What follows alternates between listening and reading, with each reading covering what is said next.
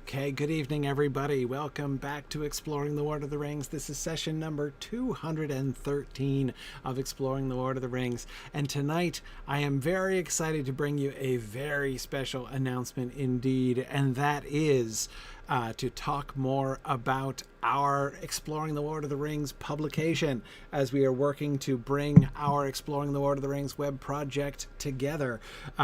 We've been talking about this. It's been a long time now since, I've been saying, and several of you have been saying, we should really do something about this. And we've been working on that, and we now have a well, I guess it's more of a plan than an actual plan. No, we're having a place. I'm going to let this kind of unfold sort of naturally. I'm not going to be really trying to steer this. I think this is going to be best if it's really a grassroots project, if it's really a community project, something that just emerges and kind of takes shape from what you guys want to see and what you want to do. I think that there's a lot that we can do, but I don't want to dictate it. I don't want to just be saying like, okay, this is exactly what we need to see. So I'm excited. I'm excited to see what comes. I've been getting emails. I got emails before. I got a few. I announced this again last week, and I've gotten a few more emails during this past week, which is awesome. But first, let me introduce you to Jenny, who is going to be our coordinator. She's going to be the one who is going to be helping to kind of direct traffic, get people sort of pointed in the right direction here. She is the one who's really kind of making this possible. If we didn't have Jenny stepping up and taking this on, it would really not be able to happen. So Jenny was able to. She's not usually able to join us live, but she happens to be with us live last week and this week. So I wanted to invite her on. Jenny, thanks for joining me tonight. She's going to be just audio only here tonight, but hi, Jenny. Corey? Oh, yes? Yep. Am I working? Am I in? There you are. Yes. Okay. Gotcha. Great. Excellent. Welcome. So glad you could be with us. So tell people what they can expect, where we're going to be sort of starting out. Hey, everyone. So I'm Jenny. I am from Australia. And I'm, going to be helping to manage this project. So at the moment, like you said, it's sort of more of a plan, and just sort of planning how to get started more than anything. So we have set up a forum on the Mythgard forums. Corey, if you want to bring that up so we can have a look. Yeah, here we go. So I'm starting here just at the... this is the default Mythgard forums. So if you go to forums.signumuniversity.org, this is the main index. And this is where you can see several of our discussions, including, for instance, all of our film discussions over many years have been here. But if you scroll down a little bit, we've got our Exploring the Lord of the Rings forum here. And you click through to there. And this is, of course, where you get to the Questions for Narnian sections. And this is also where Tony's wonderful episode summaries live. And here at the top here is our new sub-forum for the Legacy Project Planning. Yeah, so when you click on that, you come up with 3 sub-forums there. And I've just set it up so that there's a general discussion bit. So anyone who has any questions, just want to chat, like ask anything about the project, just chat about it. Volunteer, any of those things, jump in there, say hello, post whatever you want to post. And then the way I've set it up is I've got 2 other sections. I've got a content section and I've got a tech/implementation section. So anyone who's interested in doing the tech side, the website, creating the website, which I absolutely need help with because I am not a web programmer or anything, please do jump in there. I've posted a few introductory things, just going through some of my ideas that I'm starting with, but this is absolutely a communal project, and I can't wait to get everyone else involved as well. And then the similar thing for the content, like if you want to build on Tony's amazing summaries, do some of the theme collecting and writing up on different themes, then yeah, jump in there, give us a hand. Yeah, and then at the bottom, I've just got a little bit of a plan of where we are at the moment, and I'll keep that updated so that you can see where we're at and what we're up to next and how you can help. And then the project goals is just going over pretty much what Corey was talking about last week. Yeah, why we're doing it and what we want to get out of it. So yeah. Yeah, I think this is great. So of course it's going to be really interesting because of course on the one hand we have this very sensible division into two different teams essentially, right? We got a team of people. We're going to be putting together a team of people who are going to be working on the implementation, right? Who are going to be working on actually building the website, seeing how that would work. How are we going to structure that? How, what kind of things can we do? What are kind of the limitations we're going to be working under? And then we've got the team who are going to be focusing on content, gathering things together, figuring out how to put that together. But of course, there's going to have to be discussion, right? As one of those things is going to inform the other. And so that's going to be really interesting.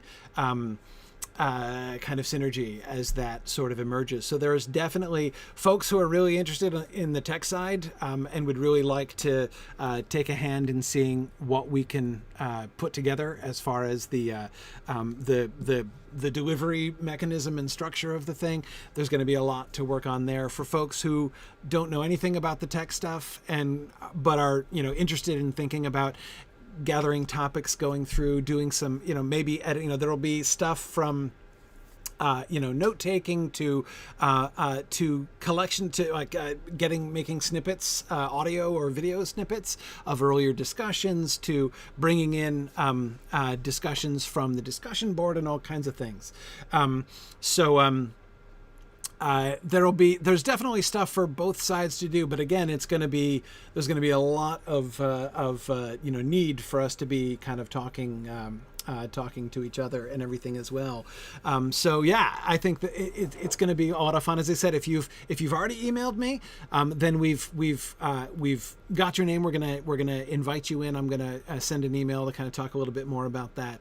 But if you haven't gotten a chance to volunteer yet, we do have that top forum there, which is a place where you can volunteer. Tell us a little bit about what you can do and what you want to do, and we'd be happy to plug you in and get you involved. That's going to be Jenny's primary job, just to be kind of making sure that people get plugged in where they want to go and to see what tasks need to be done and whom it can be allocated to and all that kind of thing. So it should be a really fun project, I think, and I'm really interested to see. We'll do some periodic updates and stuff as we sort of see what's going on, but of course that first forum as well, the general discussion forum, is going to be a place where we can kind of talk about the big picture and figure out what we want to do and how we might go about it and stuff. So looking forward to seeing what comes of that. Very cool. So Jenny, do you have any other thoughts or things that you want to let people know before we move back to poetry here? Or? Not particularly. I don't think. I'm looking forward to the poetry myself. So yeah. Excellent. Well, and thank you, Jenny, again so much for your willingness to help with this. As I say, it's really what is going to make that possible. So I'm enormously grateful for the work that you've already been doing, and that you are going to be doing as we're going to be getting people pointed in the right direction here. So. Thank you. I'm really looking forward to it. I'm so excited for this project. Excellent, excellent. Thanks, and yeah, we'll have more updates and more exciting things going on as we move forward. So, awesome, cool. So we will move back to poetry now. Oh yeah, hey, welcome to Anif Samaj. I see another new person who just caught up with us. I always feel like, this, by the way, is one of the things that has to be built in, right? We have to have some kind of like, I don't know, badge system or something like to there needs to be some kind of recognition, like for people who catch up with us as we go along. That would be fun. But anyway, all right. Let us get back to the poem. So as I did last time, I want to start off by rereading the first 3 stanzas so that we can remember where we are coming from. So let's dig into the first 3 stanzas here again. I sit beside the fire and think of all that I have seen, of meadow flowers and butterflies in summers that have been, of yellow leaves and gossamer in autumns that there were, with morning mist and silver sun and wind upon my hair. I sit beside the fire and think of how the world will be when winter comes without a spring that I shall ever see. And we were noticing, of course, many of the similarities and differences, even just structurally, between that last stanza and the 2 stanzas that came before. In particular, the disruption, apparent disruption. At least I'm prepared for some disruption of that symmetrical format, right? That kind of poetic diptych thing that he was doing in the first 2 stanzas, where we have that symmetry between lines 3 and 4 and lines 1 and 2 there of the first 2 stanzas, and the way that the whole thing is sort of brought together into one complete sentence. And we noticed, of course, we end with a period. But not only do we end with a period, but the whole both syntactic and rhythmic structure of that 3rd stanza was all jammed together, right? Instead of having something like, I sit beside the fire and think of all that I have seen, colon. It's not really a colon, right? It's a series of, of all that I have seen of meadow flowers. It's a series of phrases, but still, there's that sense, right? Like, here are the things that I have seen, and we get those things kind of detached from each other in a sort of series.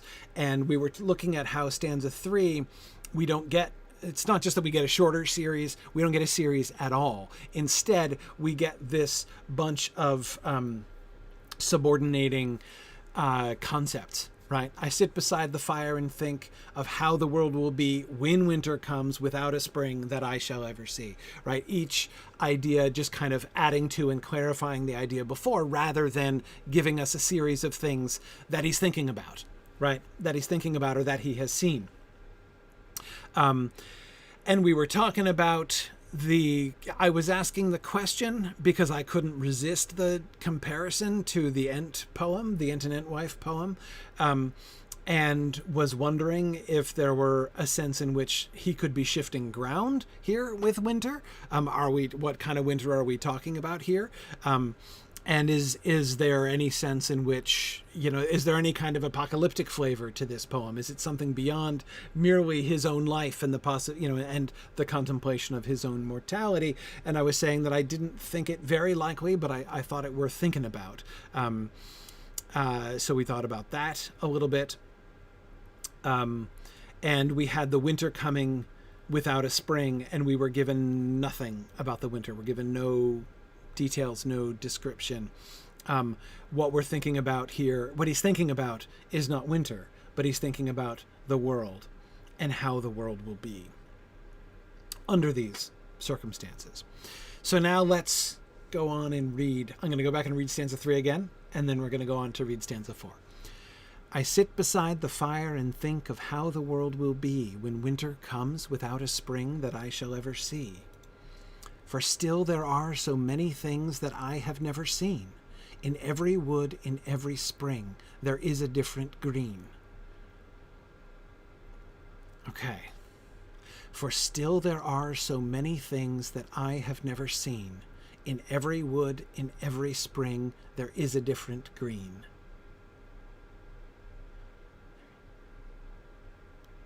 Sorry, I was just stopping for a second to see if I'm pronouncing that last line properly. There is a different green. Yeah, 2 syllables. How many syllables, pronounced syllables, should there be in the word different, right? Because you can do it with 2 or 3. We can say they different or different. But I think it's 2. At least 2 is what fits the very steady iambic meter, which continues, right?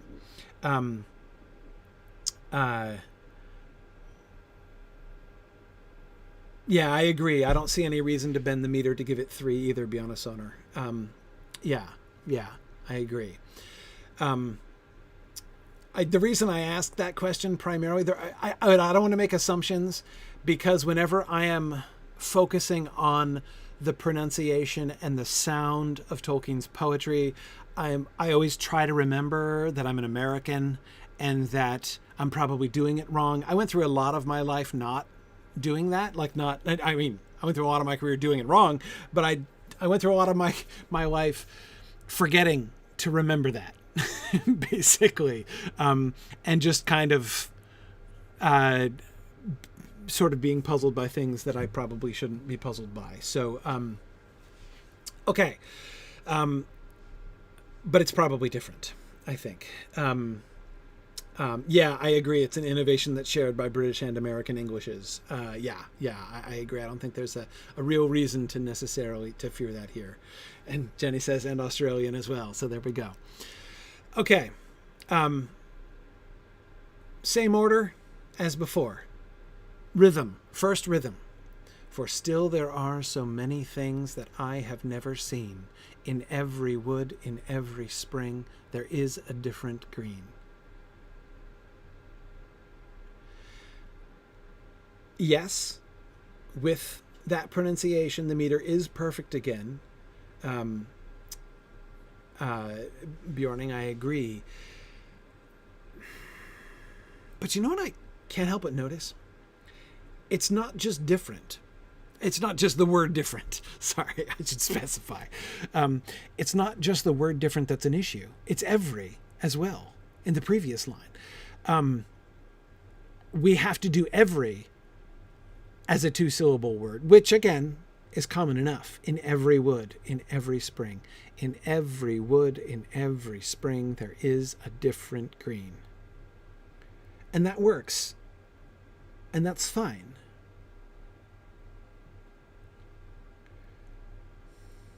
But I wonder, am I wrong to feel tension there? Do you see what I mean? Like there are 3 words which actually have 3 syllables, but as pronounced tend to have 2 syllables, right? And if it were just different, if that were the only one, I wouldn't think anything of it. But it happens 3 times.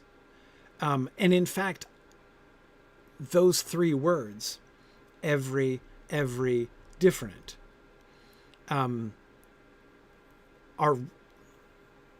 really important words. I mean, I think the word spring might possibly be more central. Possibly. But I'm not sure. I think that every, and different are quite likely, in my very first, reading here, I would be tempted to call those actually the dominant concepts of this entire stanza, especially when we combine it with the never that we've been repeating. That is, we've had it. Didn't we have a never? No, I'm fantasizing the never. We haven't had a never. In fact, I was talking last time about how we didn't have the negatives. Yeah, exactly. Never mind. We get a never in line 2. Never, every, different. Yeah, never mind, Bjarnasonar, exactly. Okay. Be honest, I want to come back to the comment you just made, though. Bjarnasonar says, I think in all three of those cases, every, and different, adding the extra syllable, the third syllable, would just make it sound inappropriately archaic. Yes, it would. But inappropriately archaic is like Tolkien's middle name. Right? I mean, inappropriately archaic is a way of life that Tolkien chose. I mean, inappropriately archaic could be an epitaph on Tolkien's literary corpus, right? So, again, and I'm not saying that that's reason that I'm not at all saying, let me clarify, I don't think that I'm not trying to argue that we should be pronouncing those with three syllables. I don't. I think they should be pronounced with two syllables. I think that's right. But what I'm saying is, there's a tension there. Maybe a better way to say it. When I pronounce it slowly, carefully, rhythmically, I am aware of the syllables that I'm skipping. When I say the word every or the word different in conversation, I don't think about it ever. Right? Never ever do I think about it. But when doing all three of those in a row in this rhythm, like we have been absolutely prepared for a completely or almost completely regular iambic flow. If anything disrupted the iambic flow, it would be jarring in this poem at this point. We have been something like lulled to sleep by the iambic beat. Very regular, very dependable, all the way through into the fourth stanza. It would be jarring. I won't go so far as to say freakish, but it would be jarring to do all three. I saw somebody mention Rob Inglis's pronunciation. I don't hate how those lines come across in Inglis's pronunciation, but I love Rob Inglis, and I will listen to Rob Inglis's reading for the rest of my life. I strongly dislike Andy Serkis's Lord of the Rings reading. I'm sorry. I dislike it a lot. But my biggest complaint with Inglis is that his poetic ear is quite poor. His Tom Bombadil is quite poor. He does not hear the trochees. He tries to make Tom Bombadil speak in iams, and it doesn't work.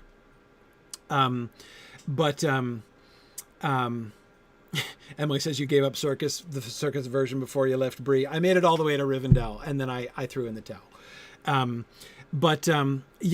Musica, oh my goodness. Andy Serkis's Tom Bombadil made me want to punch him in the face. Which again, like I get, anyway, whatever. Anyway, so but I'm not here to talk about that. Not here to talk about that.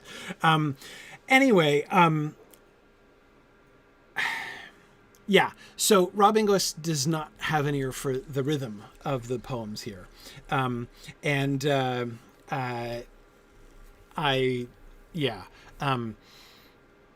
So I don't give much credence to that.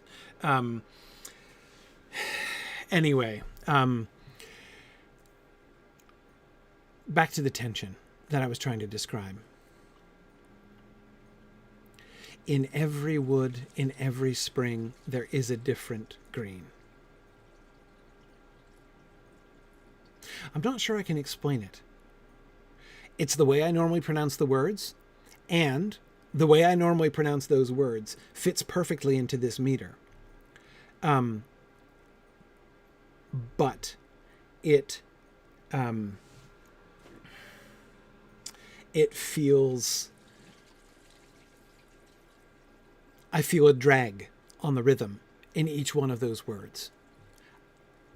Bjarnasonar, again, it's not that I want to put the inappropriately archaic extra syllable in. It isn't that at all. Or that I think it should be in. But I'm feeling its absence, the absence of that syllable. in every wood, in every... Maybe it's just the fact that it's poetry.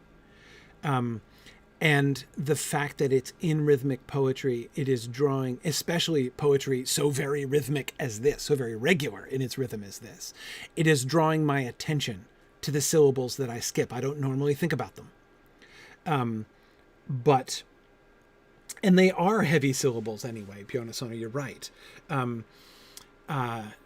Every wood in every spring, there is a different green.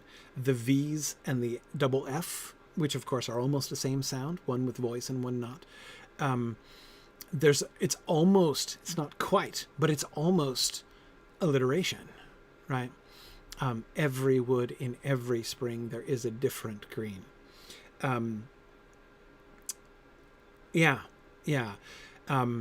There's something... The rhythm feels...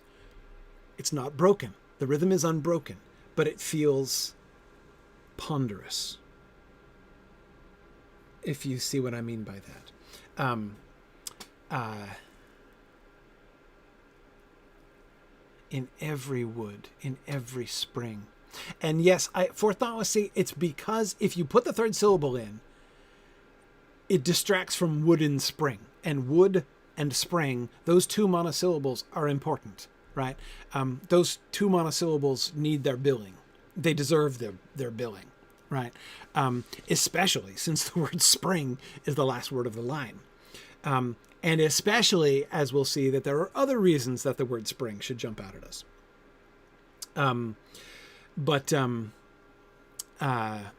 Yeah. I think you're exactly right, Bjarnasonar. If you say it, in every wood, in every spring, he says it sounds like Gilbert and Sullivan, if you do it that way. I totally agree. That does sound like Gilbert and Sullivan when you do that. It turns it into a triplet, right? It totally breaks the meter, right? In every wood, in every spring.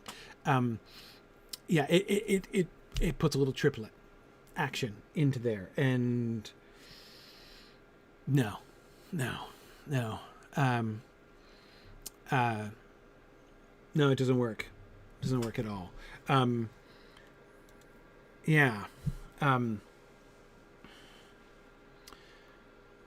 Anyway, why do I think this is important? I think it's important because I do not think that this is an accident. I think that Tolkien wants these last two lines are important. This stanza is I was about to call it a turning point. Stanza 3, things have turned, right? We establish the model in stanzas 1 and 2. Stanza 3 prepared us for change, right? And yet there was still a lot that was anchoring stanza 3 to stanzas 1 and 2. I mean, the first line is identical to stanza 1, right? So the very first impression we get of stanza 3 is of maintaining the status quo, right? Maintaining the pattern that's been established. We're beginning just like we did before. Now it does change. The tense changes from past to future. We cease looking back and we begin looking forward, and that's a significant change, right? And then, of course, we have the rhythm and the syntax that I was talking about before, that enjambment and that subordination of the ideas, which has such a different feel in that third stanza than we were seeing in the first two. So yeah, we get all that. Like that all happens. But it hasn't really departed fully from the form. Stanza 4,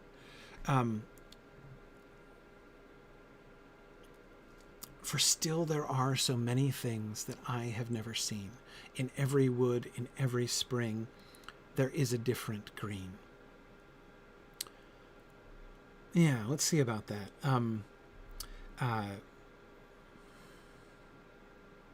That's really interesting, Almaria. In the whole poem, if you were an actor reading it, well, barring. Anyway, never mind. You can tell where the breath beats are.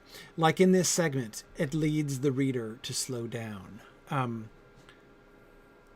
Yes, I agree. Again, which is interesting, Almaria, especially in conjunction with the previous stanza, the enjambment of the previous stanza, right? Unlike the previous stanza, where we don't get any breaks, right? I sit beside the fire and think of how the world will be when winter comes without a spring that I shall ever see. Right? I failed to take a deep enough breath at the beginning of the stanza and couldn't even get through without cheating, because it really does need to be done in a breath, that stanza, unlike the others where we get a pause. Here, we get the most emphatic pause that we've ever gotten in the middle of a stanza. First two stanzas just have commas, right? It's just, these are breaks in the series, right, of things that he's thinking about or things that he's seen. Here we get a colon, right? For still there are so many things that I have never seen, colon. In every wood, in every spring, there is a different green. Yeah, okay.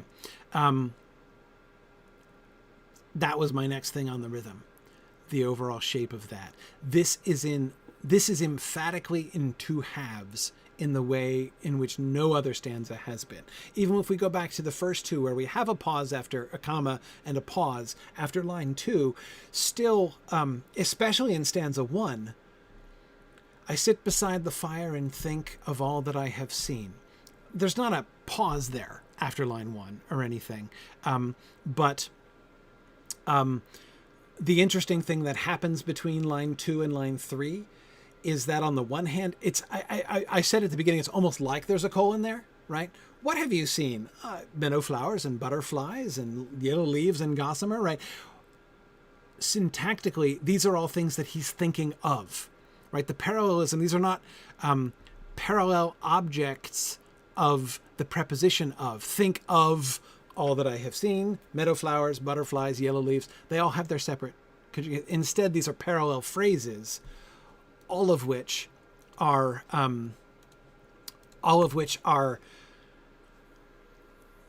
telling us what he's thinking of, right?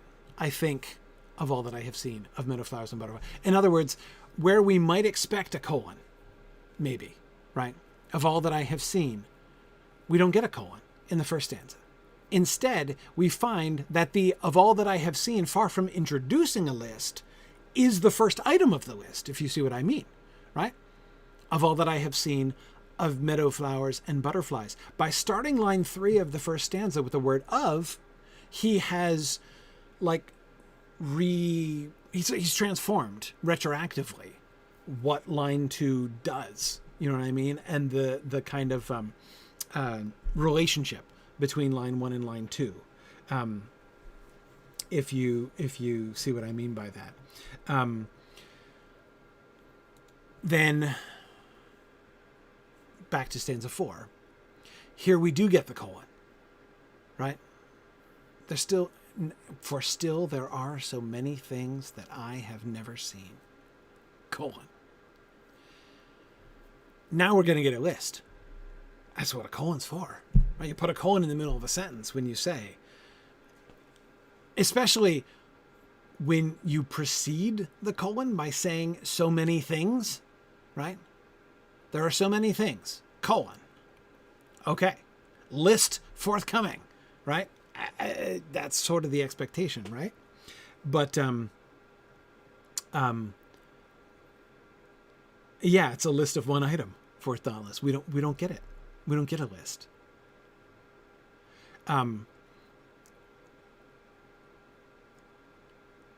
What do we get instead?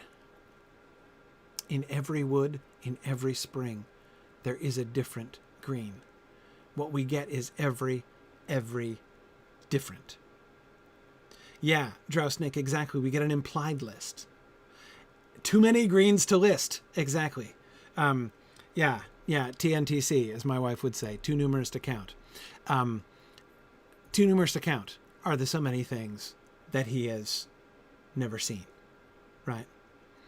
In every wood, in every spring, there is a different green. The things that he hasn't seen are infinite, or at least are as great as the continuing changing of the seasons are, right?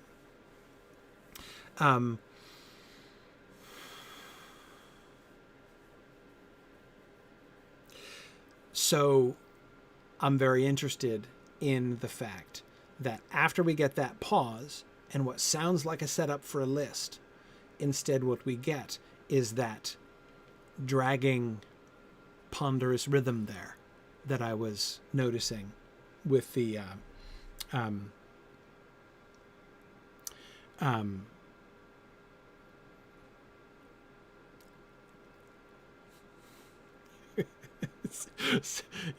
yeah, with those last two lines. Sorry, Silk Westcott, that's very funny. TMG, semicolon, DL. What? Too many greens didn't list? Is that what that stands for? That very, very common internet abbreviation. Yeah. But it really plays up the emphasis on those keywords. Every, different.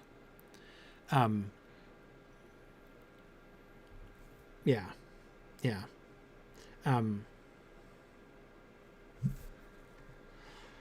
Ooh, Aspen, that is awesome. Hang on, we gotta go back. That is awesome. Aspen is pointing out that we ended stanza 3 with ever, right? When winter comes without a spring that I shall ever see. And the ever gets transformed to every.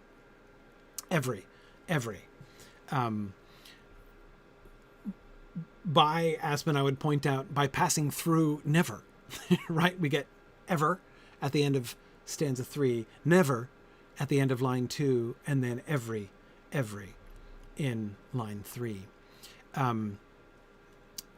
That is a fascinating echo. Yeah, and that's really poignant, right?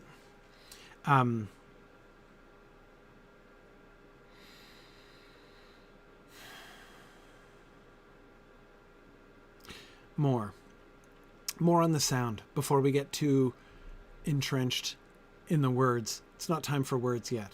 More on the sounds. Anything else you guys notice as far as alliteration and assonance is concerned?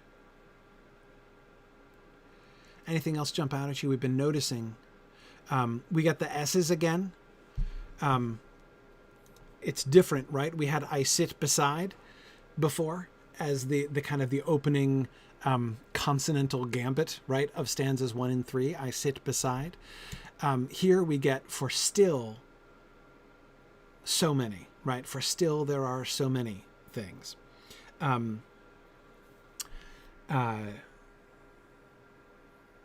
Yeah. Still so many things that I have never seen. And the S gets picked up again as it was. And so we see a similar shape, right, with the two S's in line 1 and the C S at the end of line 2. So that in its sound shape is similar, except it's, in stanza 1. The C doesn't come until stanza 4 of line 4 of stanza 3, of course. But of course the second one is shifted. There are so many things. The assonance there, sorry, not the assonance, the consonants rather, the alliteration with the S's in those first two lines seems to me principally to draw out the word so because of the change in rhythm. If he had said something like, for still beside, right? If he had that same pattern, right? I sit beside. The first two stressed syllables in that line, the first two stressed syllables are both S's, right? But that's not what we get here. In fact, do you notice what's different? It's even more different. It's not just shifted further down the line. You notice what happens? For still there are so many things. When does the S come? The S is on an unstressed syllable. for still there are so many things. That's really interesting.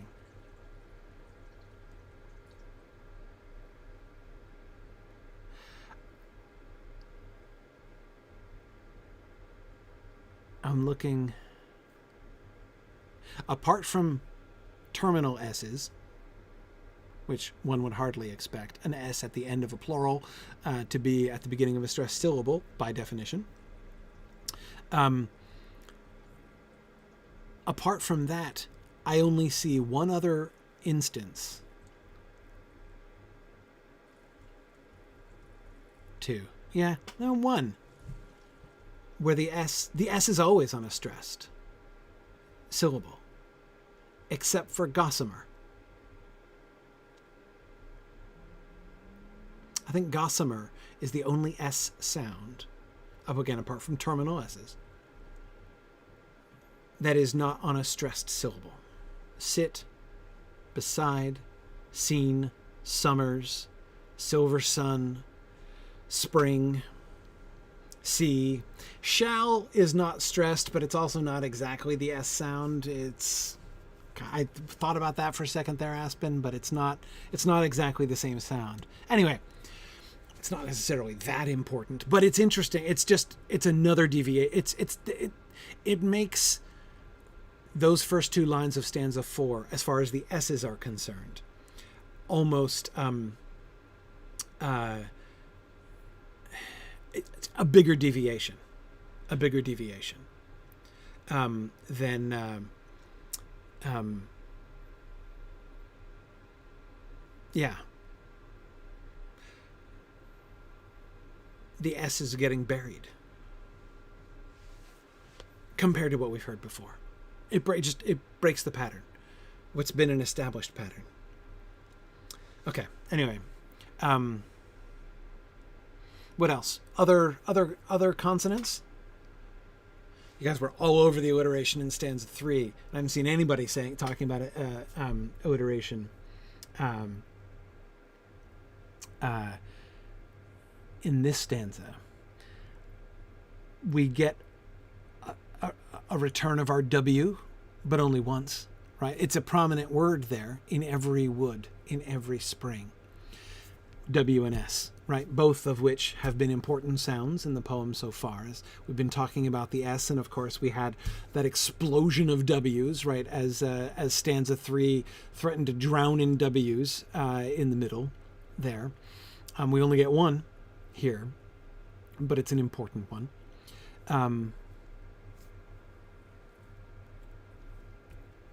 Gosh.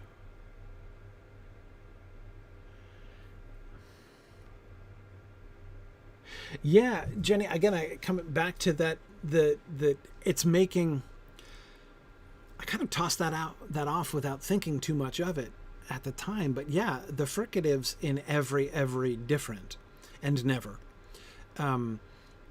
begin to feel more important even than I was thinking at first, because we don't have,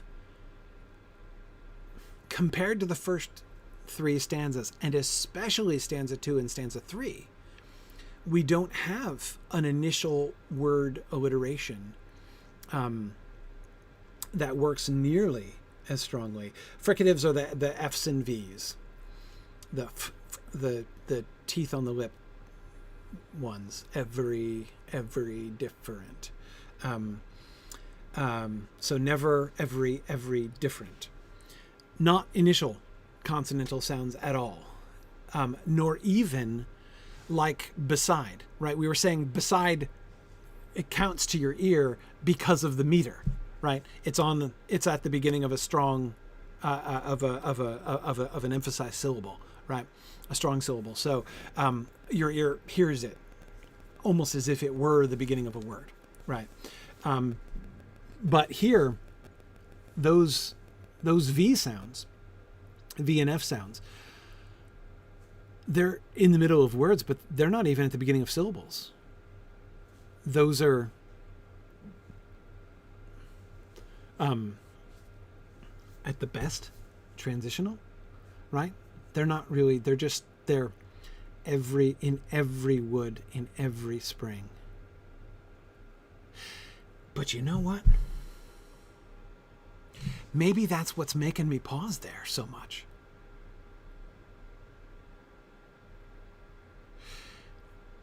The re at the end of every is an awkward syllable as that unstressed syllable leading in, right? Go back for a second. Okay. Again, look at how he manages the unstressed syllables. I sit beside the fire and think of all that I have seen. Right? Where does he go to get unstressed syllables? How do you build a perfect iambic line, a perfect iambic poem like this? Well, one way you do it is by using a lot of monosyllables or two-syllable words at most, right? We were talking about how we only have 2 3-syllable words in the entire poem so far, and they're butterflies and gossamer, those exact parallel words there in those central, in the central couplets of that diptych there.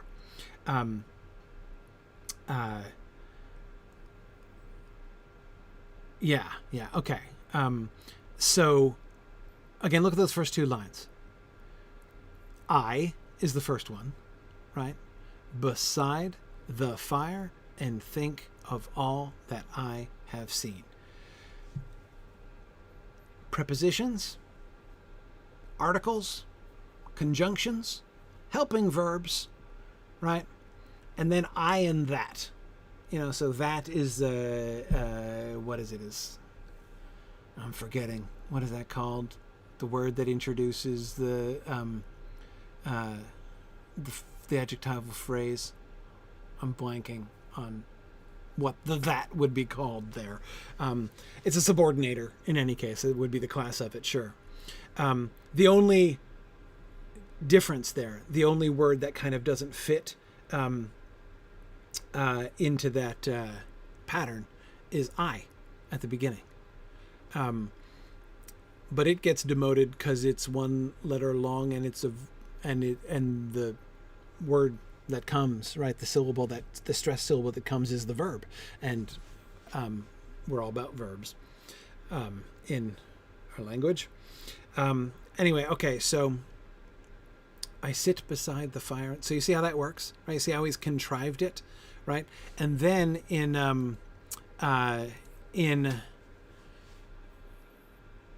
the next 2 lines, and as well as, of course, the identical pattern in the first 2 lines of stanza 2, we get the 2-syllable words coming in much more, right? All monosyllables except for the 1 word beside in the first 2 lines.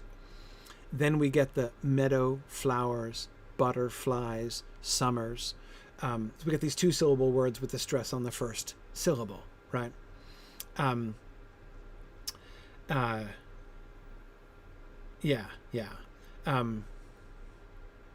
Relative pronoun. Gildalwyn, thank you. That's exactly the phrase I was trying to remember. Relative pronoun.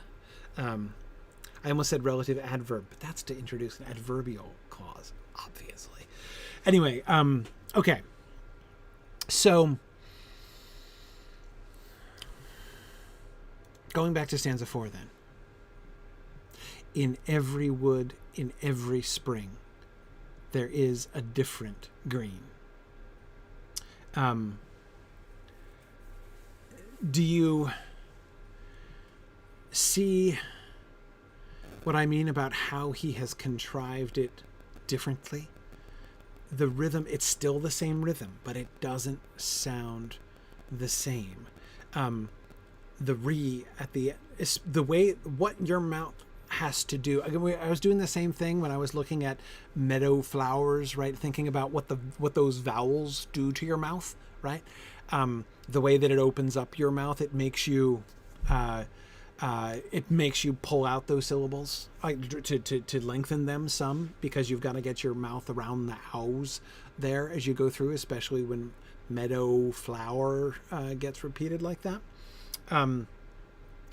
But every wood is different. But again, what the VR consonantal combination does, which is what we get in the 2-syllable version. Same thing with different, right? In both cases, every and different, we get the VF sound followed by the R sound. And they're not separable, right? You want it with your unstressed syllable. Again, what our ear has been taught is with that iambic meter, the unstressed syllable bounces you up to the stressed syllable. I sit beside the fire and think. I sit beside the fire and think. The fire and think, right? Sit, side, fire, think. That's what that line is about, right? That's what our ear hears. That's what our brains process. And those two things match together, right? The unstressed syllable is like a helper to the syllable that comes after it, right? And every wood, every spring, different green don't work like that at all. Like you've still got your mouth full of the first word. Like I'm trying to clear the word every out of my mouth in order to get to wood, right? It doesn't bounce up to it at all. Every wood, every spring. The VRY sound, the FRENT sound, different. The transition from the F sound to the R sound tangles it up. I'm convinced that that's what makes it feel so ponderous. And when I add to it the cognitive dissonance, in a sense, it's slight, but the slight cognitive dissonance that I get from pronouncing aloud a 2-syllable word, which my eyes see to be 3 syllables, right?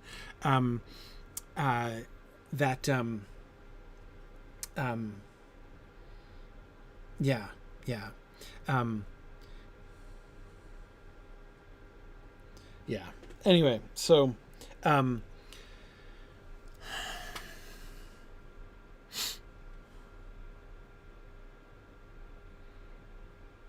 feel better that I got. I was saying what brought me back to that. I remember the alliteration.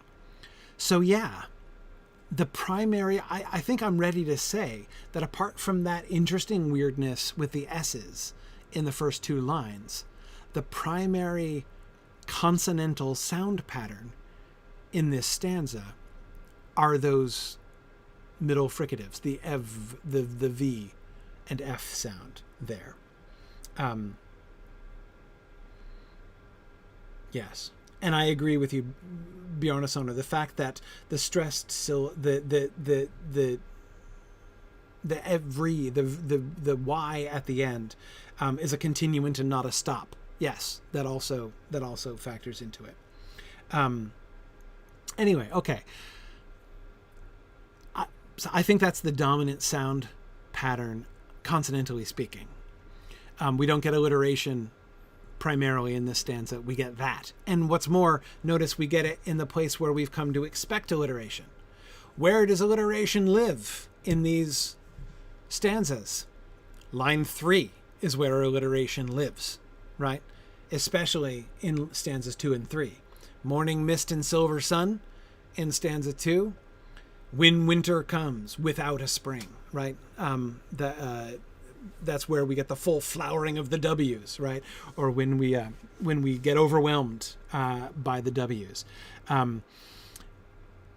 Line 3 is when we get the every in stanza 4. So yeah, I'm willing to double down on that. Now, but that's not the alliteration isn't the dominant sound pattern that we get, right? The dominant sound pattern that we get as far as the letters are concerned is the rhyme, right? And Bricktails, you're right, and a couple other people have been pointing this out. Like we got, I should say, in stanza 1, and got again in stanza 3, we get another strong rhyme, 2 and 4, right? Seen, green. which of course is the same rhyme as stanza 1. So we go back to seen, bean, seen, green. So we have the terminal rhymes of lines 2 and 4 bring us directly back to stanza 1. We had a very similar thing in stanza 3, but we have almost the identical thing in stanza 4 here. But of course, the really interesting thing that we get is things and spring, right? Things and springs.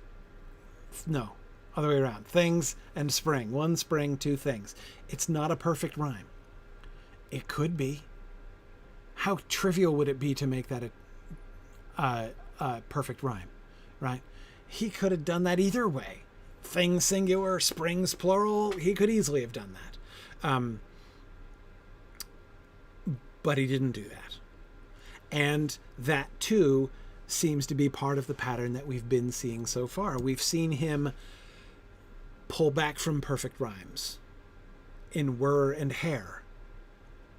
Notice how it got closer last time, right? Good. Gildalwyn, you were saying this before. We had think and spring before. And I think we were noticing that was close, but not really a rhyme.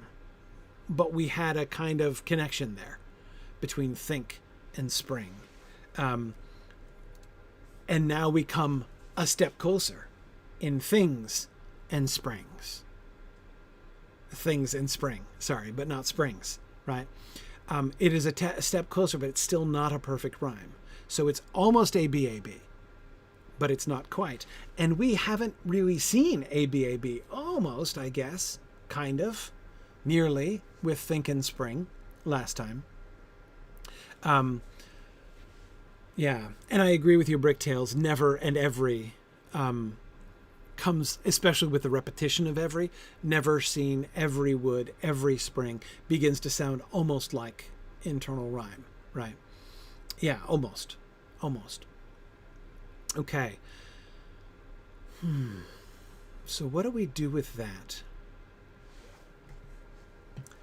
What do we do with that? Man, I can't think of a time when I've noticed something like this before, like ever.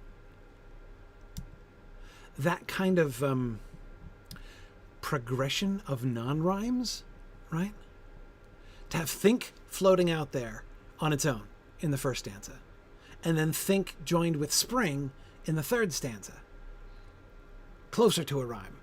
Still not quite close, but more than think all by it's more than think and butterflies for sure, right? And then things and spring, right?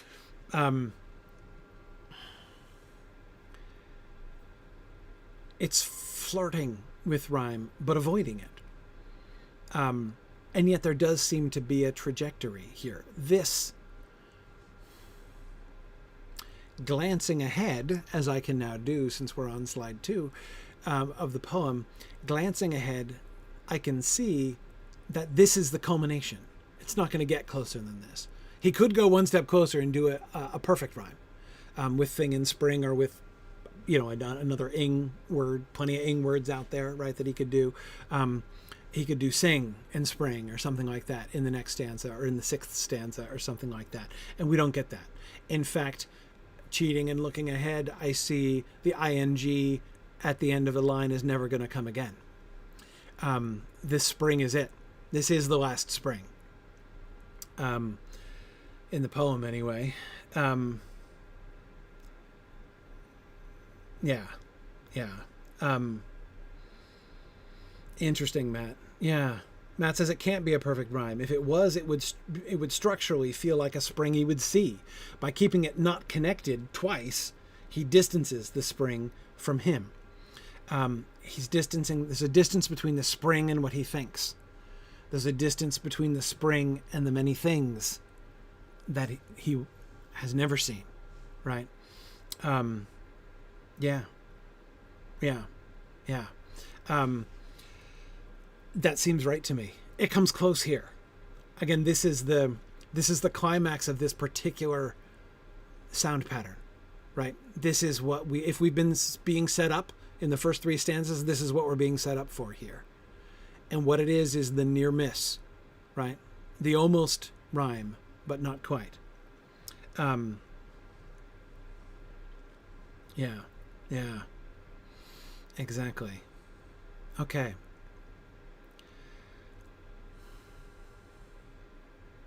Now, one step closer, but still not quite yet to the full weight of the words that he's using. Syntax. The thing that strikes me most forcibly.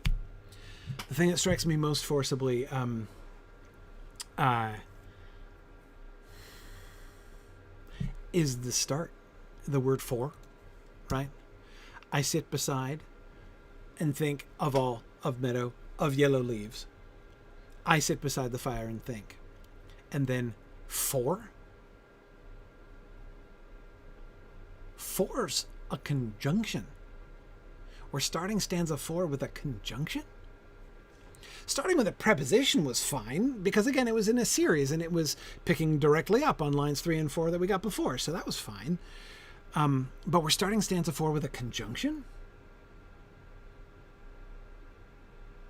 And yeah, I agree. Both Echad and Bjarnason are suggesting this is the pivot point. That is literally the pivot point of the whole. I mean, it's the central point of the entire poem, right? If it's going to have a hinge, this is the hinge. And the hinge is a conjunction. For still there are so many things. And for is a weird conjunction, right? It's a conjunction, but it's not and or but. We're going to get to but, as we can see again. Peeking ahead, can't help but notice, but we're going to get to but by the end. But for, different conjunctions do different kinds of logical work, right? And the most hardworking conjunction, in the sense of working the most hours, is does the least work, right? It merely tells us there are multiple things going on, right? The other conjunctions all tell us the same thing, more or less. Tell us the same thing that and does, but they also tell us more, right? There's an additional thing, and it is in relationship to the things that came before it in this particular way, right? But is the second simplest of the conjunctions, because it gives us another item, and it tells us that this other item is in opposition to the previous one in some way, right? It conveys that sense of opposition. And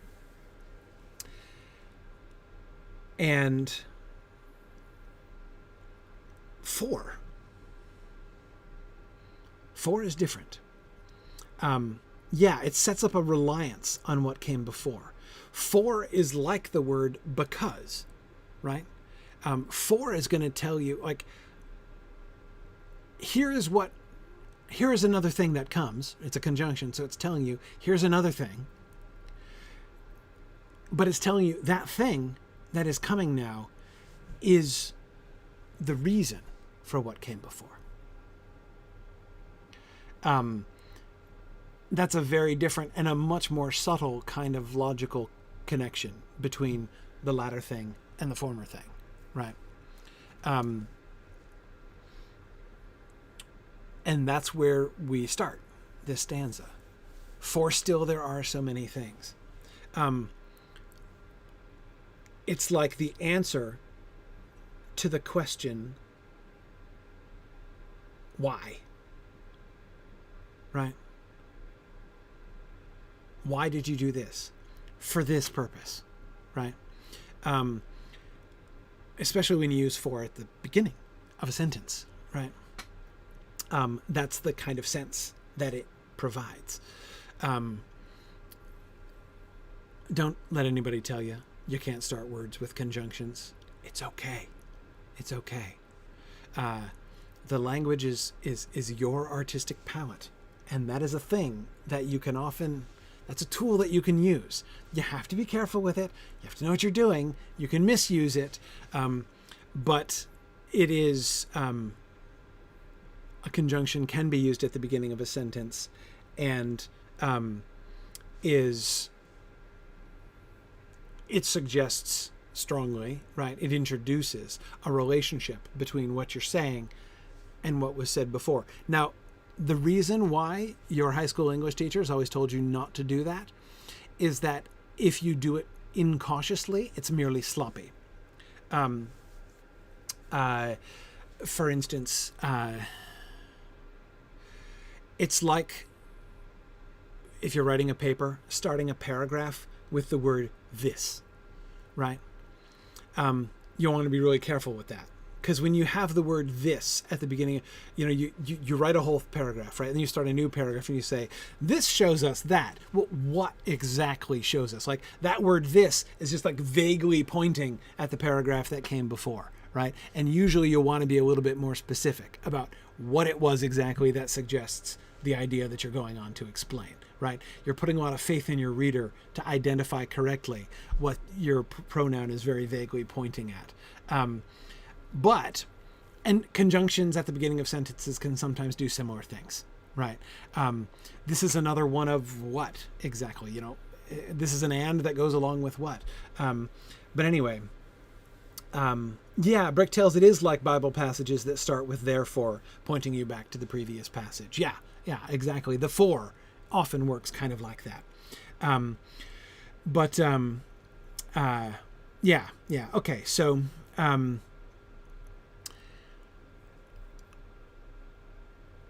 but the for, this is important, right? It's important because it's not only at the beginning of a sentence, it's at the beginning of a stanza, right? This has a lot of weight, and it does signal to us that which is coming now, right?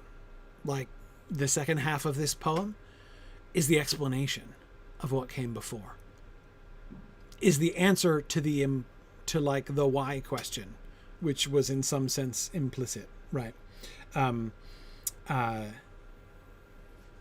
Before before we knew exactly what it was asking.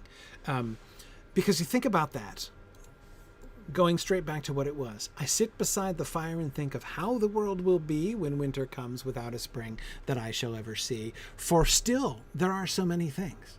Do you feel that we get all that subordination? What's the conjunction linking back to? I sit beside the fire and think of this and this and this and this, for still there are so many things, right? It's like, this is the reason why I'm sitting beside the fire and thinking. Why do you sit beside the fire and think? What's the point? What's the point? What's the point of reflecting on your summers? Well, on summers anyway. Maybe they were yours, maybe they were not. What's the point of reflecting on summers and autumns and on the world, on how the world will be when winter comes without a spring that you will ever see? This is why. For still there are so many things that I have never seen. That's why. I sit beside the fire and think.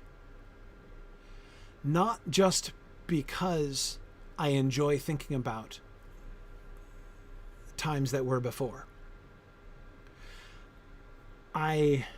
To accidentally quote a later stanza of the poem. Oops. Let me stick with summers that have been and autumns that there were. This is why I sit beside the fire and think. For still there are so many things that I have never seen. In every wood, in every spring, there is a different green. We got winter in stanza 3, and we got no winter imagery. We got all that summer imagery and autumn imagery in stanzas 1 and 2. We got no winter imagery in stanza 3. In stanza 4, we get spring. Spring was alluded to sort of negatively in stanza 3. But here we get spring, right? What do we get about spring? Do we get any descriptions of spring? Any spring imagery? A little bit. Not exactly. It's not the total absence that we got from winter. We got nothing from winter. We do get something for spring. Green. Right? The word green. We get a visual image. We get a color. Right? We get green for spring. Infinite shades of green. Tarloniel. Exactly. Exactly. We get no details. We don't get any of that awesome stuff, the yellow leaves and gossamer and morning mist and silver sun, meadow flowers and butterflies. We don't get any of that because he hasn't seen it, right? He's seen all those other things before. This is the stuff that he's never seen. This is stuff that he's never seen. It's an infinite number of greens that he's never seen before, right? But he's not seen it, and he gives no imagery for it. He knows where to find it. He knows where it will be in every wood, in every spring. He believes in it, right? Based on his experience. His experience tells him not only that the woods are going to become green in the springtime as a general thing, but his experience has moreover told him, when he thinks back through everything that he has, all the summers, plural, all the autumns, plural, that there were, he knows none of them are the same. The difference, the different green in every spring, that's what he's learned. And so that's what he knows will come. But he hasn't seen it. And he'll never see it. He'll never see all the different greens in every spring. And it seems pretty clear now that we are still talking about the spring. The winter comes without a spring that I shall ever see. Talking about that spring that he's not going to see. Right? And I was talking about the lack of a negative in that previous stanza. Well, here it is. Right? He was saving it up. We were getting the negative here. We were saving up we got the ever in the last stanza, and we're doubling down to a negative, a never here in this stanza. Yes, and you're right, Almaria, that his experience informs his faith and hope in spring. Absolutely. Absolutely. And in not just like in that it will come, right? But what it will be like. But remember, that's important, because what was he sitting beside the fire and thinking about? How the world will be. He wasn't thinking about winter. He was thinking about how the world will be when winter comes without a spring that I shall ever see. But for still there are so many things that I have never seen. In every wood, in every spring, there is a different green. And of course, I only just now noticed that 4, which I find so striking, of course, also begins with F. So the 4 sets up the never, every different, with the F, the different F at the end in the last stanza, or the last line, rather. Yeah.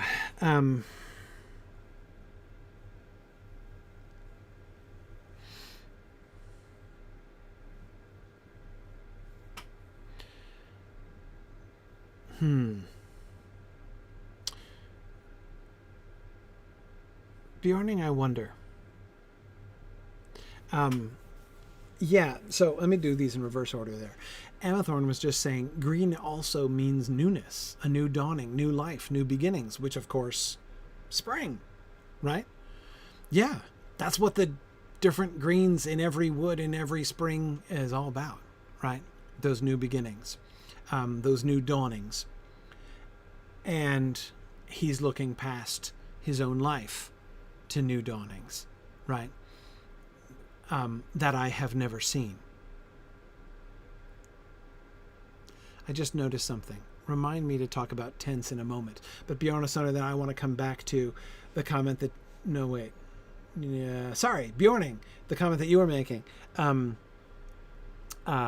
screen scrolled and I was looking straight back at the same spot.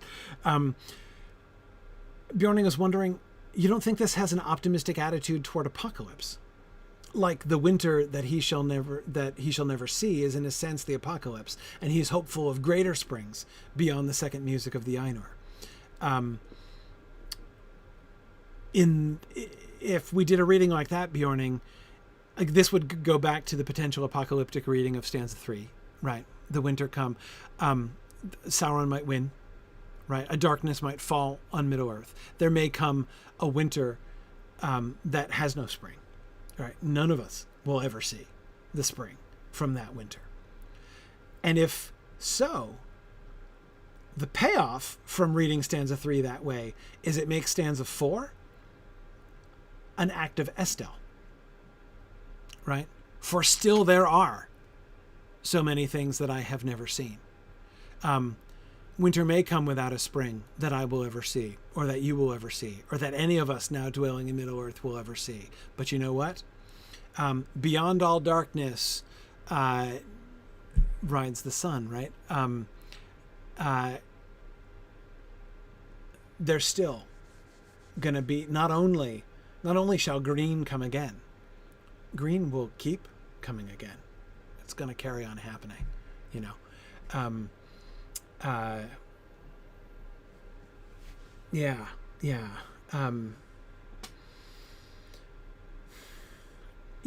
And here's that. Dorward, this picks up on your comment too. I can't believe I didn't notice this. The shift in tense.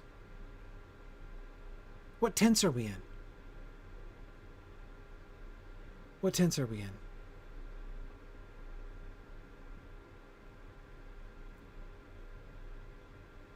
For still there are so many things that I have never seen. In every wood and every spring there is a different green. We're back to the present tense. Right? Except for line 2, which is, well, a quiz. We talked about this a mere 6 weeks ago. Present perfect. Yeah, present perfect. That I have never seen. That's present perfect. I have never seen. In other words, he shifted to future. We started in present and present perfect. I sit beside the fire and think of all that I have seen in summers that have been. Then we shifted to simple past with that there were in stanza 2. But then we went into the future. Will be, how the world will be when winter comes that I shall ever see. Will be, shall see. Future, both of them future, right? Simple future in both cases. And now, sorry, I'm doing really badly, minding myself. And now, stanza 4, we're back where we were in stanza 1. Present and present perfect. In other words, what I'm trying to say is, in my brain, with my mouth, I was reading line 2 correctly all this time, but in my brain, I was hearing the future tense. I was hearing that line, for still there are so many things that I will never see. That's what I was hearing in my head, or thinking in my head anyway. But he doesn't say, there are so many things that I will never see. In every wood and every spring there is a different green. That's merely wistful, right? That is merely longing. That's lamentation, right? I am not going to see these things. Isn't that sad? But that's not what he says. I have never seen. Present perfect. The action of never seeing is complete in the present. I have never seen. When would you use that phrase? When would you say, I have never seen that? When would you say that? You might say that. Yeah, when you're planning to do it. Exactly. Or when you're about to see something for the first time. Or when you do see it for the first time. Yeah. Now, sometimes you might mean that it will never happen, right? You know, you might say, yep, I've never seen the Taj Mahal, right? And imply, and I probably never will, right? You might do it that way. It might have that force. But very often it doesn't have that, right? You know, why are you excited to go to Rome? Because I've never seen the Colosseum, right? That is what, right, exactly. When you, it's, the question is what comes next, right? Do you add to I have never seen, do you add and I probably never will? Or do you add, as Valori says, yet, right? And the difference could not be more profound between those two sentiments, right? One is despair, maybe a little overdramatic, right? But at least wistful sadness, sense of loss, sense of lost opportunity, right? And the next sense, the other sense, is anticipation, excitement, eagerness, right? Hope, yes, but beyond hope, right? More than hope, right? Confidence, right? Anticipation, eagerness, premised on hope for sure, but not just like, you know, maybe I will. No. I have never seen yet. Yeah. And that's his tense here. Still, there are so many things that I have never seen. In every wood, in every spring, there is a different green.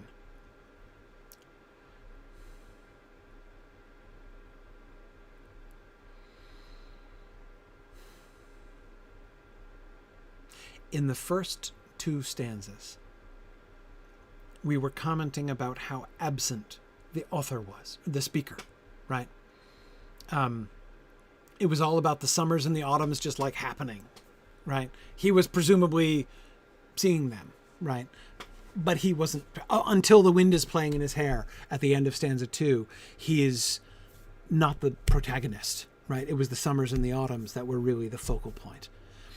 Stanza 3, he's still not the focal point. He comes back into it, right? He talks about never seeing the spring that shall come, right? But he's still not thinking about himself. He's thinking about the world, right? I sit beside the fire and think of how the world will be, of how the world will be under the circumstances when winter comes without a spring that I shall ever see, right? But it's the world that he's thinking about. Again, it's not himself. And here, there are so many things that I have never seen. And then a statement, in every wood, in every spring, there is a different green. Back to one of my earlier observations about the non-list, the list that it sounds like we're going to get that we don't get, right? We do get an implied list, but it's not the structure of an implied, of a list of any kind. It's an observation. It is generally true that, right? It is a truth universally acknowledged that in every wood, in every spring, there is a different green.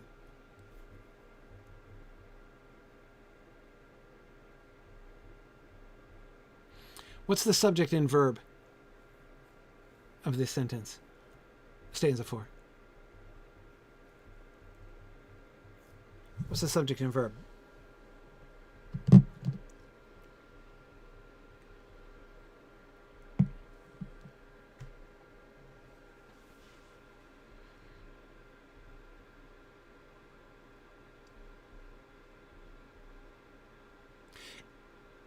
It's tricky.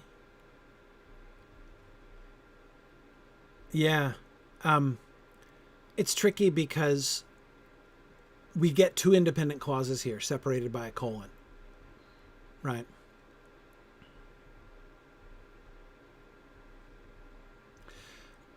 first one, first two lines, subject and verb, first two lines.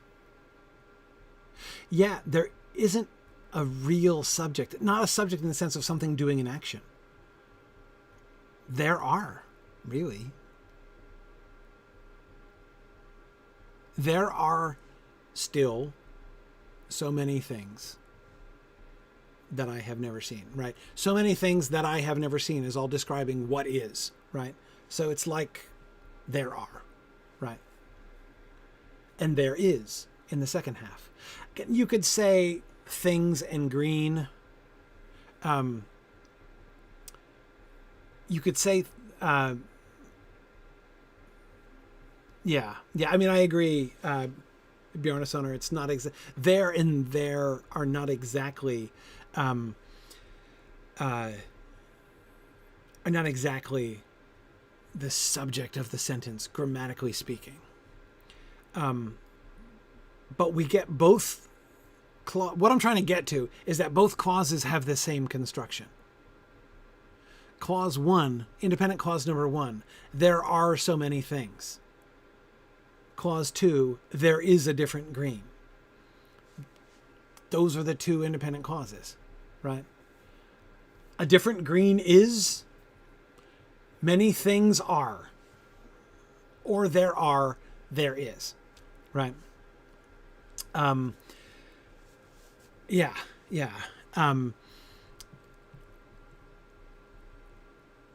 I wouldn't have expected, with the colon, I wouldn't have expected those two things to be parallel in that kind of way, right? There are so many things that I have never seen. Okay, tell me about the many things. In every wood, in every green, in every spring, there is a different green. Okay. But wait, what are the things? Right? Again, it is an implied list. The multiple greens are the implied list. I know conceptually that works. But do you see what I mean? It's like the second sentence is an observation. It's in context, especially in the context of the grim future about that winter without a spring that we were getting in stanza 3. I want to call the last two lines something almost like a faith claim, right? In every wood, in every spring, there is a different green. Not only does spring come all the time, every time, in every wood. Not only does spring come every time in every wood, but it's also different every time. Both elements of that, both the confidence of its repetition and the statement about its uniqueness, each one's uniqueness, each arrival's uniqueness, both come across as faith claims, right? Yeah. Bjorning, I'm coming around to that too. That Estelle seems to be really dominant in this stanza. And I did not see that coming. Heck, I didn't see that coming half an hour ago, much less before we started talking tonight. It wasn't until I noticed the tense in that second line that really hit me. And that changes everything. I was thinking of this as purely sad because I was in my head thinking that I will never see. But that isn't what he says. It's either despair that I have never seen and I never will, or it is hope with the confidence of faith and expectation. In every wood, in every spring, there is a different green. It is.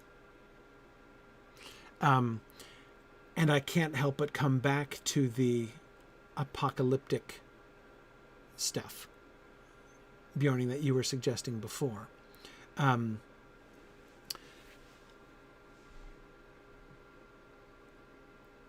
There is going to be spring, even if winter comes without a spring that nobody ever sees. Spring's still going to come. And not only is there going to be a spring someday, There's going to be every spring in every wood and a different green every time. The beauty, the life, the springing forth of new life, and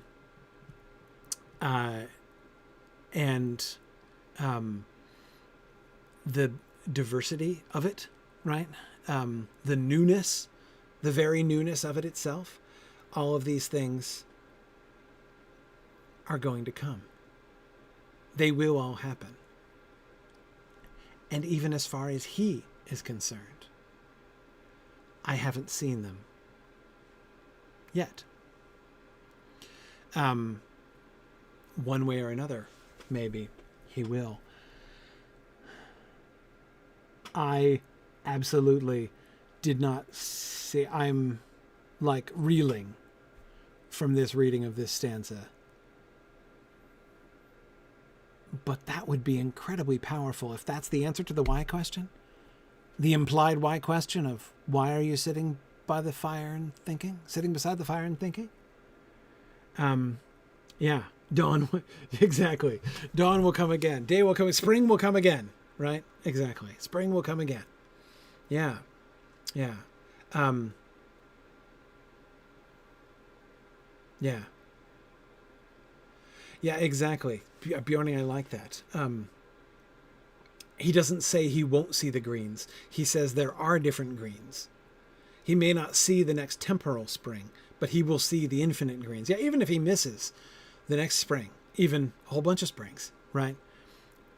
There remain the every springs yet to come. Interesting. Josh the Left says, when Hurin said that, Aureon Tulava, he didn't necessarily mean for himself. Bilbo means this in exactly the same way. Fascinating. Fascinating. Yeah. Yeah. That it's not, at the end of the day, whether he sees it isn't what's important. Right? Just as he wasn't the protagonist of the first two stanzas in the first place, right? The last two lines of this stanza, in every wood, in every spring, there is a different green. Hits that even harder, doesn't it? The lack of him as protagonist, I mean, right? He himself is only tangentially related to that which is simply a declaration, right? A declaration about the future. Like I said, it sounds like a faith claim, right? In every wood, in every spring, there is a different green. A confident, present tense declaration of what is, and implicitly, because of the every spring, what shall be, right? And is he going to see it?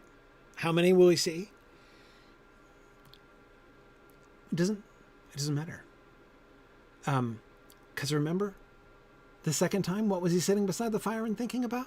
How the world will be when winter comes without a spring that I shall ever see. Now it sounds like that doesn't mean how will the world be when I'm gone. It doesn't even mean, oh, what might that spring that I will never see look like? I bet it'll be really nice and I won't be around to see it. Instead, now it seems to be focusing simply on that spring itself, with himself as protagonist, himself as viewer, as unimportant as he was in stanza 1 and 2. What matters is not whether or not he sees it. What matters is the world that will be, how the world will be. And he knows how it will be. In every wood, in every spring, there is a different green. That's how the world will be. One way or another, sooner or later, that's how the world will be.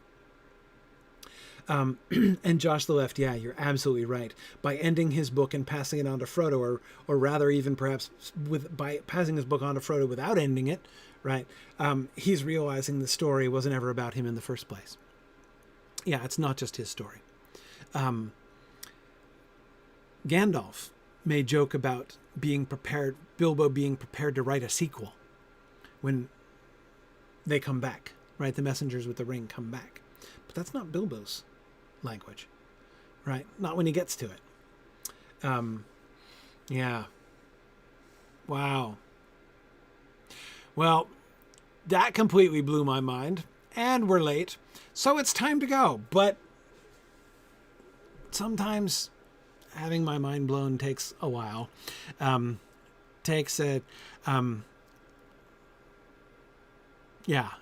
Sometimes it takes a while for things to trickle through. And this, by the way, is why I have always found being patient with the reading of poetry pays off. Because sometimes you have to really think through something a lot and kind of beat your head against it many times before it finally comes through. Oh, cool. That's a good final thought. This is how The Hobbit ends, with Bilbo being glad that he's just a little person in the wide world. Yes, and it would seem from this poem, Matt, that he's internalized that emphatically, right? He's done a big internalization of that idea. Yeah, very cool. All right. Thank you, everybody. Thank you, everybody. This has been awesome. Thank you for teaching me tonight. That was fantastic. Just awesome. Field trip time will continue next week. I should be here next week. I think actually I'll be here. I think I should be here still for several weeks, and I think maybe even through most of February. So yeah, next week. I have no aspirations of increasing our pace. I expect to take 2 more weeks to talk about this poem. I think when it comes to the end of it, we may end up spend more weeks talking about this poem than we spent talking about the Earendel Was a Mariner poem, which is really funny in retrospect. But anyway, yeah, no, we're not going to talk about this poem until spring. It's great, but yeah, it's particularly poignant, all this seasonal talk, as I am freezing here. It's the coldest day of the year up here in New England today. It is like right now a lower temperature than it's been here all year long, and I'm in my unheated basement with my little space heater, like working extra, trying to keep it tolerable down here, and it's freezing. But anyhow, so yes, all this talk about springs and green has been seeming especially taunting here this evening. But anyway, how are you, Vlori? I'm doing great. How are you? Good. I'm good.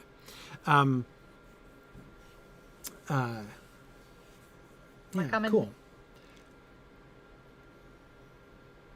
I was having some mic issues. Yeah. Okay. Yeah. Exactly. No, I think we're good. Okay. Good. All right. Maybe we had a audio blip, but I think we're back. Okay. Oh, did Twitch go? Did we lose Twitch? Oh, great. Yeah. Yeah, Cork. Cool. I think you're a little low level for this one, I'm afraid. Sorry. Me? I mean, you're welcome to tag a Cork over here. Oh, Cork. Yeah. I was. Oh, right. Do we have a very low level person?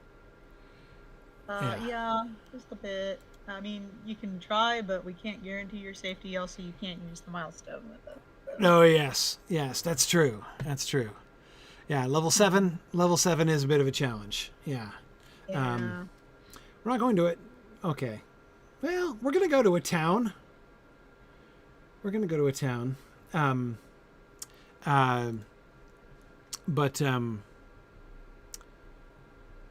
Yeah, we're going back to Echad Dunann after, right, we set it up last time, right? We were looking at the road to it last time.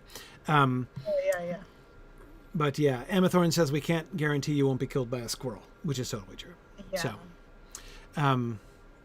though actually, we can't even teleport them with us. You could come, because that would be funny. If you got killed by a squirrel, I mean, it kind of would. 5 seconds. Like, you have to admit, it'd be a little bit funny.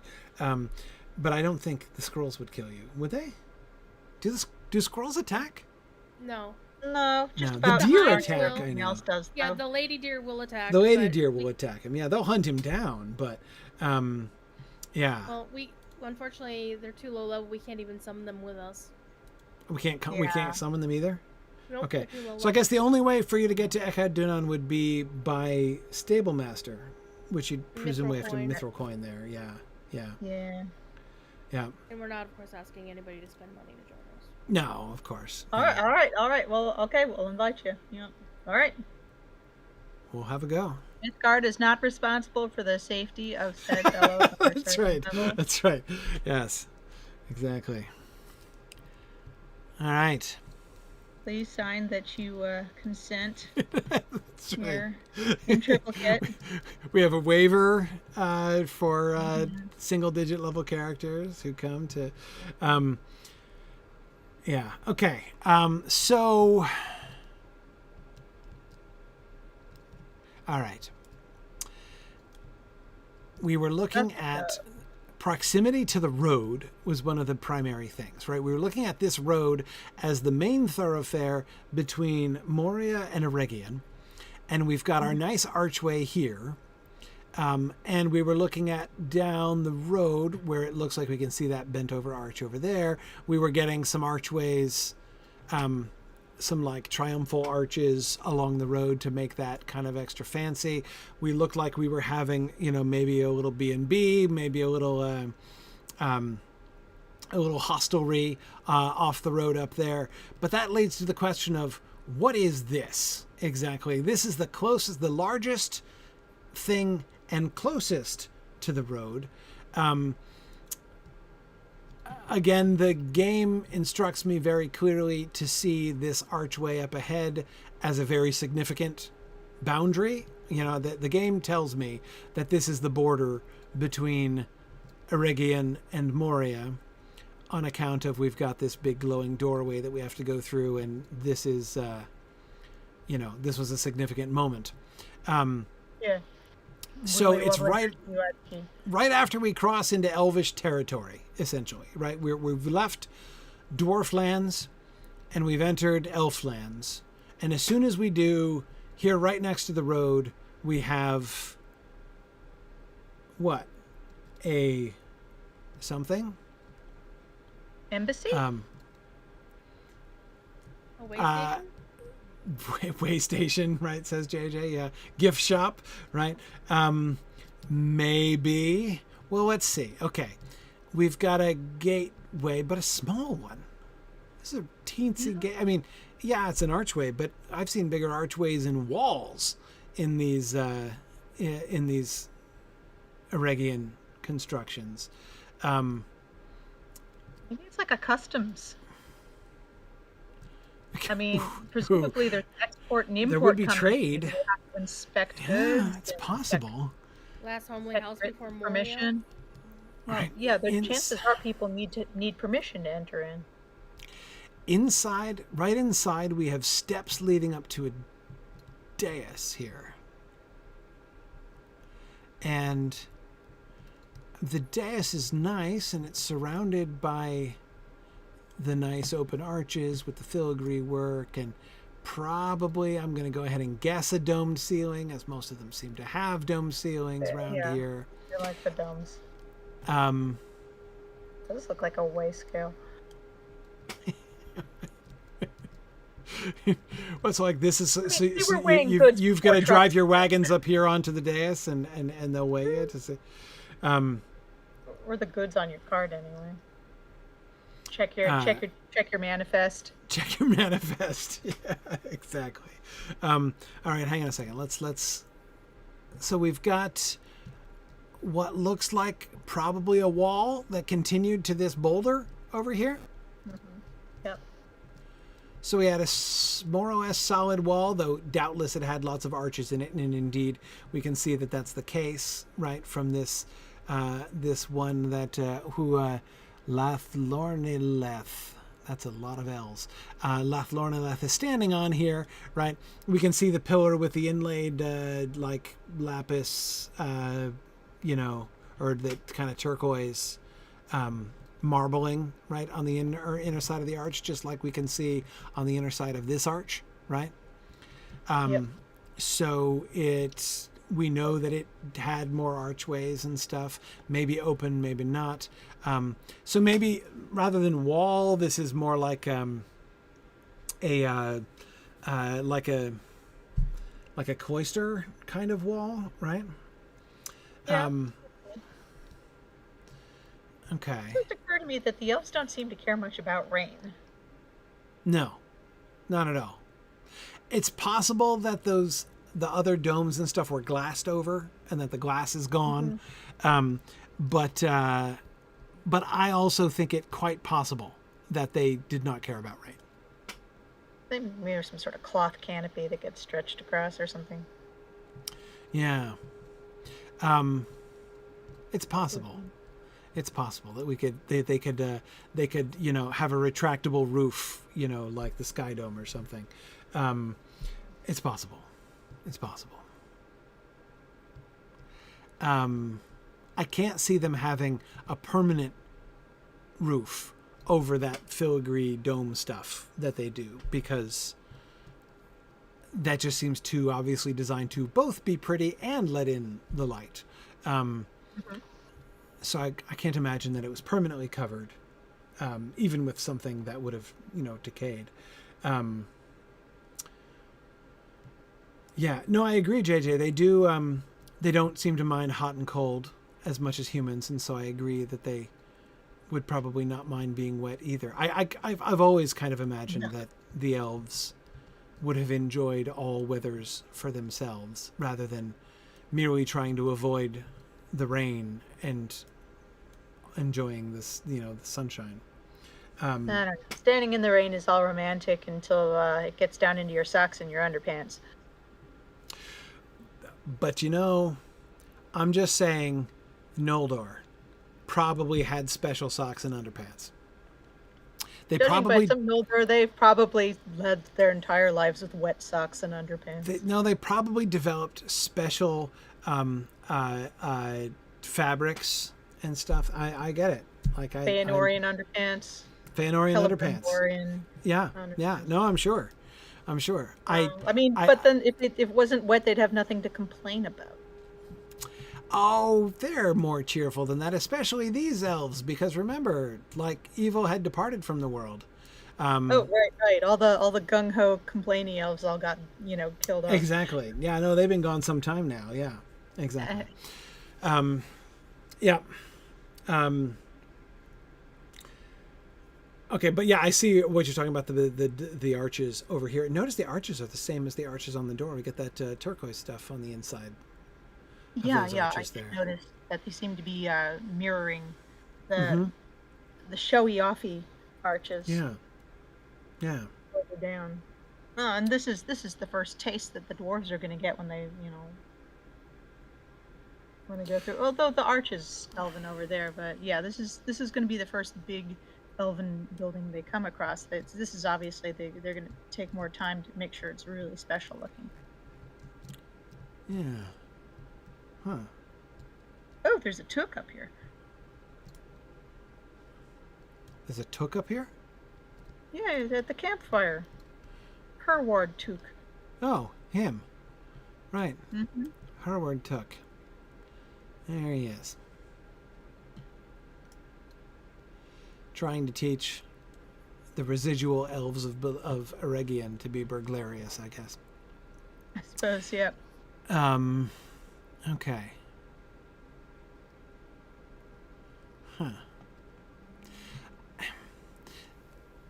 We've not seen a room like this with arches quite like this, I think. Whoop, yeah. Lost my bearings you here. would be on another road, but there's no road here. Yeah. Yeah, it's a courtyard. It's all paved. But okay, anyway, and then we go up the hill, more paving. Looks like a paved pathway, but not steps. Up the hill to more of the same arches. Yeah. Another. Where do these come from? These arches here? No, these little pieces. Yeah, these little pieces here. Yeah. They don't look like they come from over there. No, I don't think they would have wandered that far. I think they must have come from here, like those ones down there presumably came from that wall down there. They got buried. Yeah. So I think there must have been some other kind of enclosure up here, but there's not much here. I mean, you compare it to the other pleasure spots like Gwingris and certainly Tralalalaliland, and even the other one whose name I always forget. What was that one called? This one, Sad Rehu. Yeah. No, not that. That's the place. That's the site. No, Pembar. That's the one I keep forgetting. Pembar. Yeah. Oh yeah, Pembar. Pembar. Yeah, the other Elvish. I looked at the wrong flag. Pembar. Pembar, Gwingris, and of course Tralalalaliland, which is super hard for me to say. Barad Morlas is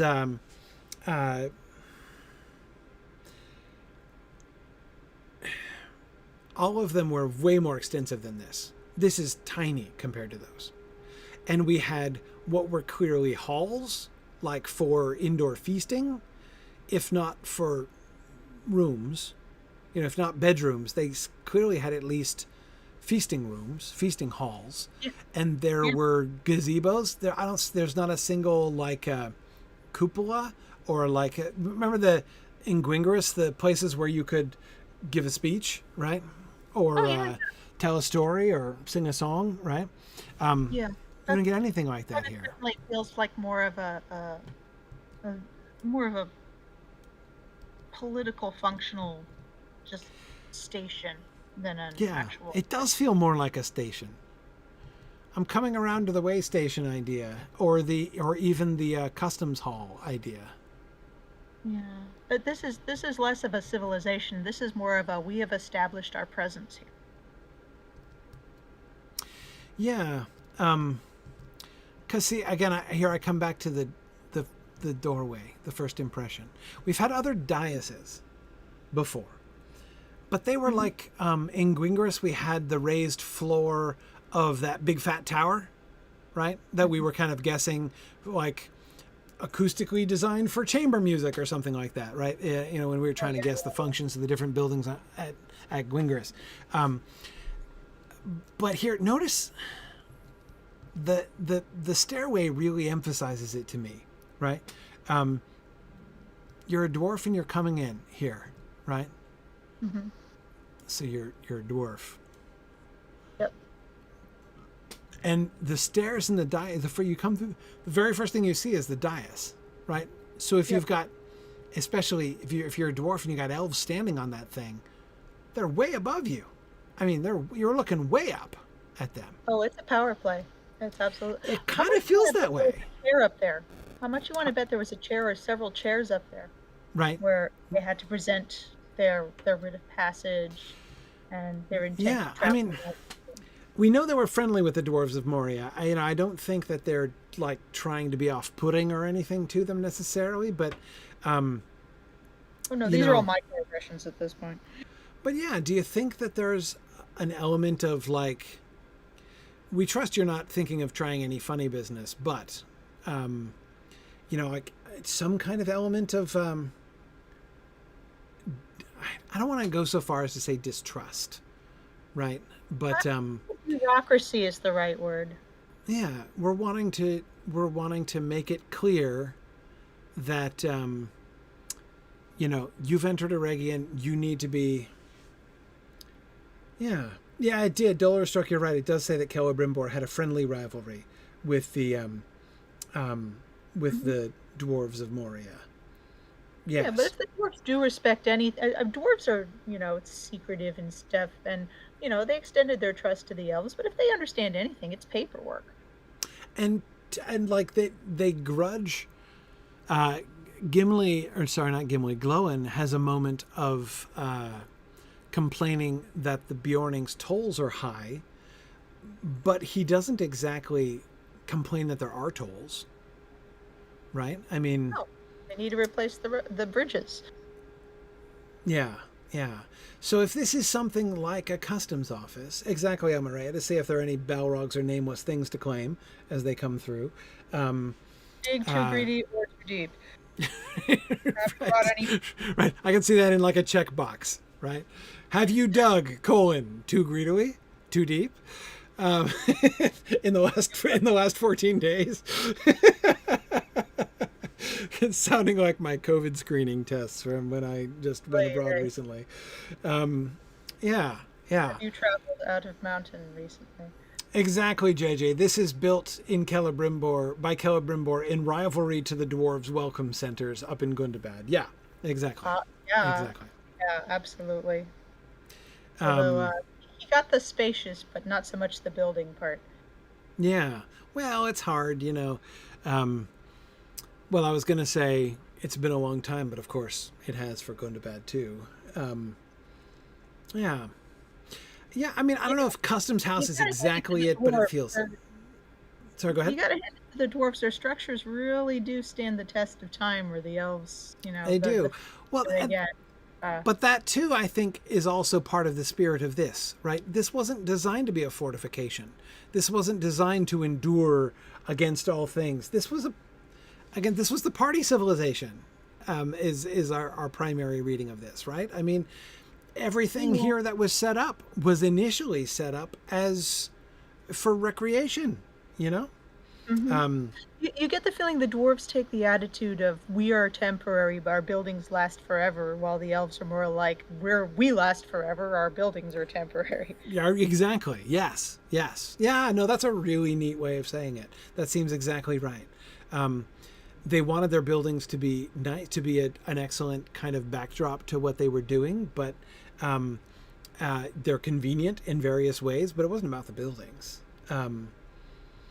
Yeah. Let's get all this expensive stone and soft metal everywhere. Yeah, exactly. Not the very sturdy foundations. I mean, again, you just look at how comparatively flimsy these walls are. I mean, compared to, the dwarf constructions. Yeah. This was not designed to stand forever. I mean, look at how it is after only 5,000 years, right? This is like the elvish version of a pole barn, right? It's how the Noldorin do it. Yeah, I can see that. Did the dwarves have any hand in helping to build or provide resources for elvish constructions? Amathorn is asking. Well, we know that has happened on several occasions, though the primary occasions on when that happened are when the elves were building underground, right? They helped at the Elven King's halls, and they helped in what's it called? In Doriath. Menegroth. The Thousand Caves. That's how the pillars that look like trees. Yeah, exactly. Khazad-dûm is definitely there first, I think. Well, before the Kingdom of Eregion, like under Celebrimbor, for sure. And so therefore probably before there was a stable Noldorin presence here in this area.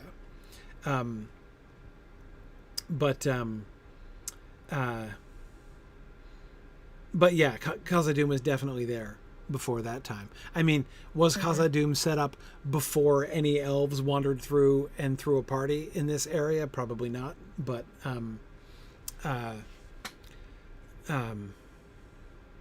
yeah. But anyway. there's a lot of cut stone here and beautiful, marble veneer and stuff like that. I'm sure the dwarves lent a hand with that. Maybe I'm sure they liked it, though I can imagine them scoffing at how undefensible it all was, right, and how they had no way to protect themselves.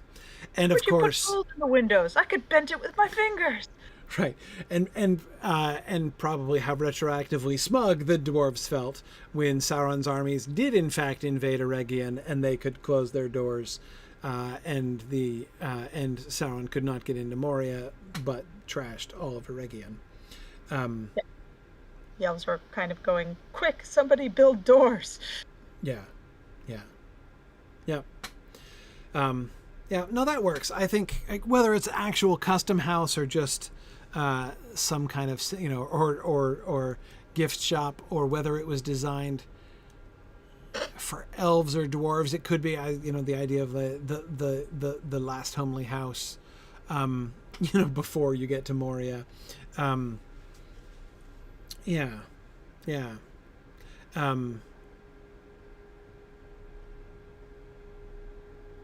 Yeah. Oh, so I see people speculating about the name of Eregion. Smug.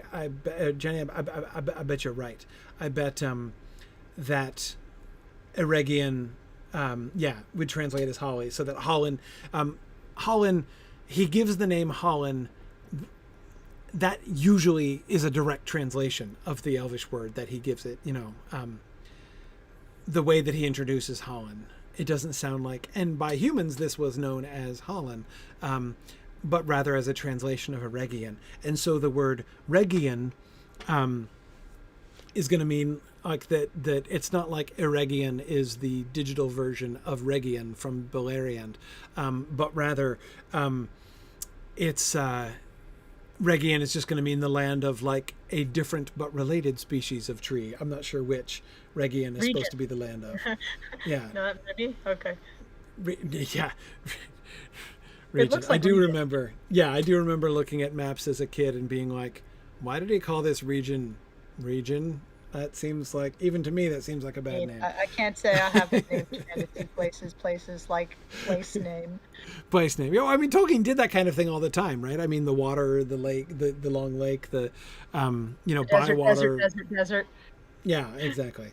But we but have still, region would seem to be just a little beyond the pale there. Yeah. But better than tuna. Yeah, good. Yeah, cool. But yes, I do like the idea, Drow Snake. Was it you that was suggesting this, or am I just thinking it's you because it sounded like you? No, it was you.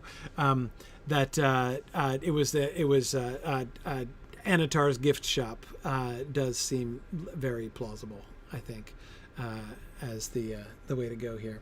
All right. Lolly in the holly. Tralala in the holly. It is super late because we didn't even start until it was ending time. So I'll let you guys go. But thanks for this. So next time we're going to head off towards, I want to be careful. I'm tempted to look. There's some more ruins up on the hills, but I don't want to go too far because we're starting to get into plot territory. Like this hill here is going to feature in the book, so we need to save it till we get there in the book. So I'm not going to wander further north from here. But we'll head out.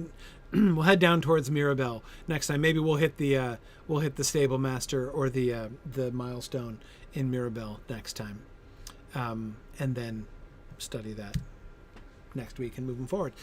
Thanks everybody for joining us, and we'll see you guys next week. Bye now.